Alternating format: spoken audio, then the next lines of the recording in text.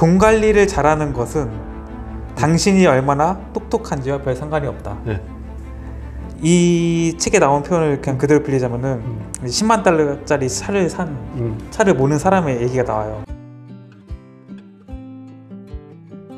오늘은 정소영 작가님과 함께 돈의 심리학이라는 책을 가지고 한번 이야기를 나눠보도록 하겠습니다. 제가 이제 작가님께 이제 처음 이제 제안을 드렸죠. 우리가 한번 이제 책을 선정해가지고 그 책에 대해서 이야기를 한번 나눠보자. 근데 그때 그 자리에서 바로 작가님께서 이 돈의 심리학을 한번 해보자 라고 하셨는데 이 책을 이제 선정하신 뭐 이유가 있으신가요? 흔히 이제 돈의 심리학 이렇게 얘기하면은 대부분 다 재테크 책이라고 생각을 하실 거예요. 근데 이 책은 재테크 책이 아니라 말 그대로 사회과학 책이에요. 그러니까 돈이라는 걸 갖다가 늘 접근하는 게 대부분의 경우에는 경제학적인 접근, 경영학적인 접근, 이게 사회과학적인 접근을 할 때도 경제나 경영이나 이런 관점에서 대부분 다 접근하는데 이 사람은 심리학적 관점에서 접근하는 거예요.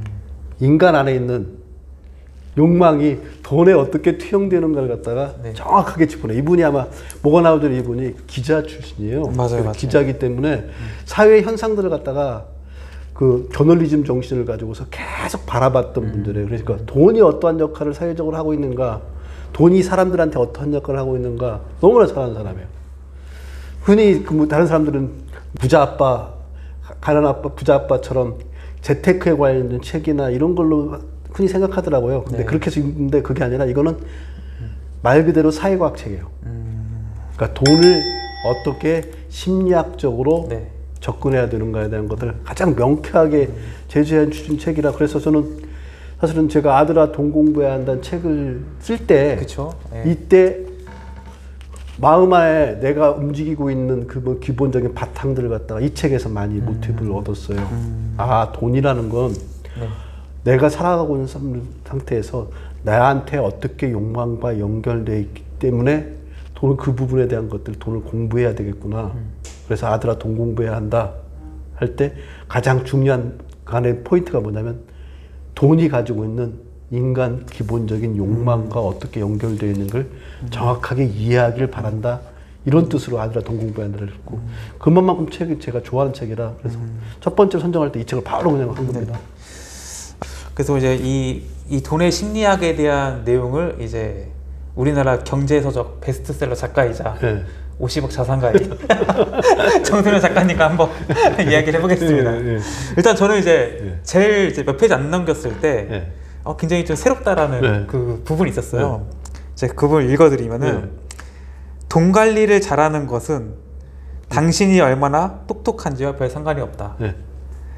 중요한 건 당신이 어떻게 행동하느냐이다. 행동은 가르치기가 어렵다. 아주 똑똑한 사람에게조차 말이다. 이런 말을 하거든요. 이 얘기는 결과적으로 우리가 뭐 유튜브를 보고 뭐 경제에 대한 책을 보면서 공부 많이 하잖아요. 강의를 듣고. 근데 이게 아무리 뭐 공부하고 뭐 해도 내 부가 증가하는 거랑은 사실 별 상관이 없다라고 저는 읽혔는데 작가님 생각 어떠세요? 그렇게 해석하는 것보다 저는 이런 것 같아요. 단적으로 된다면 경제학자 중에 부자가 없다. 그러니까 경제학자는 경제에 대해서 잘하는 사람이 있는데 경제학자 중에 부자 없어요. 제가 경제학 박사학위를 받았잖아요. 그 교수님들 돈 많이 벌어야 되는 게 맞잖아요. 작가님보다 없어요? 저 없어요. 그러니까 이게 뭐냐면 돈에 대한 그 경제학적인 이해를 하는 것들이 중요한 게 아니라 내 안에서 돈을 어떻게 대하고 돈을 갖다가 내 욕망과 어떻게 적합하게 만들어가느냐가 훨씬 더 중요하다는 얘기예요. 그런 거에서 제일 잘하는 게 저희 아내 같죠. 저희 아내는 굉장히 현실적인 사람이에요. 저처럼 수학적인 머리, 논리적인 사고를 전혀 하지 못하는 사람인데 돈에 대해서는 귀신이에요. 그러니까 처음에 결혼할 때 와이프는 다이아나 이런 걸 해주는 게 아니라 금을 사달라고 했거든요. 그래서 왜 그러나 여자들한테는 다이아라는 게 환상이고 욕망덩어리잖아요. 근데 와이프는 그 환상적이고 욕망덩어리 대신에 불변하는 자산인 금을 취득할 수 있는 이게 바로 부자가 될 수 있는 심리예요. 근데 되게 사람들은 허황되고 욕망을 추구하게 되잖아요. 네. 폼나고. 네. 근데 그게 아니라 네. 실질적으로 가치가 돈이라는 건 가치를 내재한 거잖아요. 가치를 갖다 교환하는 것들이잖아요. 이게 뭐가 가치가 앞으로 가도 있을 것이냐. 그만한 게 없잖아요. 다이아나 이런 것들은 시간이 지나면 그 가치가 훼손되잖아요.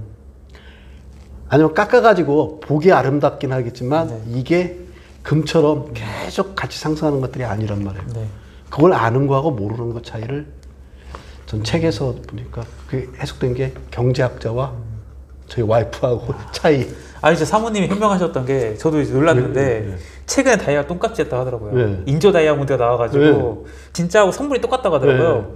그래서 지금 그 예물 그 시장을 보면은 그 다이아 값이 가격이 진짜 거의 뭐 20분의 1, 10분의 1 빠졌다고 하더라고요. 절대로 금은 불변한 자산이에요. 그러니까 앞으로 미래를 아무리 가더라도 흔히 먼저 비트코인을 해가지고 디지털 금이라는 것들이 대체한다고 하더라도 그래도 인류가 가능한 금이라는 거는 황금성이라는 거는 절대로 가치가 떨어지지 않을 광물이기 때문에 그래서 그런 금의 가치를 갖다가 아는 거하고 모르는 걸 이런 부분들이 결국은 부자가 되느냐 가난하게 살아가느냐. 그러니까 여기 책에 보면 그런 구절도 있잖아요. 웰스하고 리치하고. 네. 그러니까 중요한 거는 리치가 아니라 웰스라고 그러잖아요. 네. 돈을 쓰는 것들을 잘할 수 있는 것들보다 버는 것들을 잘할 수 있는 것들이 기본 바탕이 된다는 얘기를 나오는 것 같이 그래서 돈을 그러니까 심리학적으로 접근해서 인간 안에 내 욕망과 어떻게 잘 버무려져서 그걸 갖다 통제할 수 있는 능력으로 가져가는 것들이 돈 버는 데 훨씬 더 중요하다. 그런 얘기를 여기 이 안에서 내재되어 있는 것 같습니다. 그러니까 이제 그 말씀하신 웰스하고 리치가 이제 웰스는 이제 자산 부자, 리치는 소비 부자라고 이제 구분을 해가지고 이제 자산이 많은 부자를 이제 웰스라고 표현했던 거고 이제 우리가 돈은 많지만 이제 뭐 고급 차를 산다든지 명품백을 막 사는 사람들 이런 사람들을 이제 소비 부자라고 정의한 거죠. 이 책에서. 그 책에 보면은 이제 이렇게 표현하더라고요. 이제 뭐 이 책에 나온 표현을 그냥 그대로 빌리자면은 10만 달러짜리 차를 모는 사람의 얘기가 나와요. 그러면서 이제 이 사람이 정말 뭐 값비싼 뭐 슈퍼카 내지는 외제차를 딱 샀을 때 이 사람이 부자냐 했을 때 이제 부자인지 아닌지는 모르겠다라는 거죠. 하지만 분명한 것은 본인의 자산에서 10만 달러가 빠졌다는 사실이다. 이렇게 얘기를 하거든요. 그러니까 뭐 이런 걸 봤을 때 아 정말 우리가 이제 부라는 것이 소비를 좀 어떻게 하느냐에 따라서 이게 정말 진짜 부자가 될 수도 있고 이 부를 유지하지 못할 수도 있겠구나라는 생각이 들더라고요. 작가님께서도 굉장히 그 뭔가 자산을 형성하는 그 과정 속에서 소비를 굉장히 좀 중요하게 생각하시고 실제로 많은 절약을 하신 분이잖아요. 어떻게 느껴지세요? 이런 부분들이? 그러니까 재화와 자산의 차이를 모르는 사람들이 많더라고요. 그러니까 무슨 얘기냐면 자산은 우리가 뭐 어떤 걸 갖다가 창출해낼 수 있는 기본 가치를 내재한 거고 재화는 사용만 하는 거예요. 그러니까 스포츠카는 타는 거잖아요. 그렇죠. 집은 사용도 하지만 그 안에 가치가 계속 상승할 수 있는 내재 가치가 있는 것들이죠. 이 차이를 분명하게 아는 사람과 모르는 사람의 차이를 이 사람은 정확히 짚은 거예요. 그러니까 슈퍼카가 재화이지 자산은 아니거든요. 근데 자산이라고 생각해요. 아직도 그렇게 생각하시는 젊은 사람들 되게 많더라고요. 많죠. 근데 슈퍼카는 몰라요. 희귀종이라 나중에 타고 나다가 나중에 팔아도 자산 가치가 유지된다 뭐 이런 얘기 있더라고요. 근데 그거는 그 나중에 문제인 거고 기본적으로 사는 순간에 있을 때는 이건 자산이 아니라 재화를 하는 거예요. 내가 사용 가치를 갖다가 즐기기 위해 사는 거기 때문에 이 차이에 대한 걸 정확하게 이해해야지 웰시하고 리치하고를 이해할 수 있는 거죠. 그걸 모르는 사람이면 사실 부자 되기 쉽지 않아요. 여기서 또 그 말씀을 해주잖아요. 소비를 갖다가 통제하지 않는 사람이 부자 된 사례는 단 한 번도 못 봤다. 여기 그런 구절이 나와요.